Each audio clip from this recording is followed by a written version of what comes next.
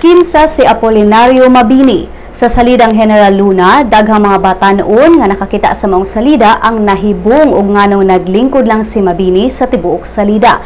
Kini maong hitabo nakasagmuyo ni President Benigno Aquino III ato sa 28th awarding ceremony sa Apolinario Mabini Awards.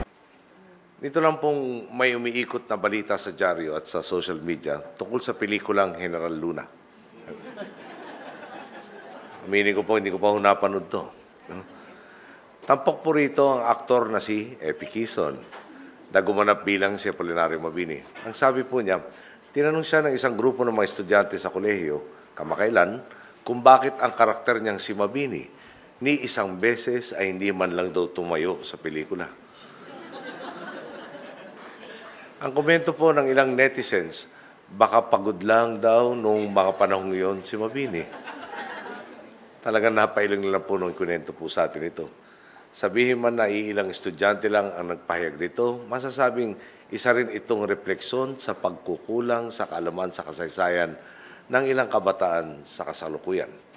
Ug tungod niini, gimanduan ni Aquino si Education Secretary Armin Luistro sa pagsusi ug nganong dili atong ilailahon si Mabini sa mga pulong ni Aquino. Bakit ba natin itinuturing na isang bayani si Apolinario Mabini? Hindi po matatawaran ang laki at lawak ng ambag sa ating bansa ng tinaguriang dakilang paralitiko at utak na revolusyon.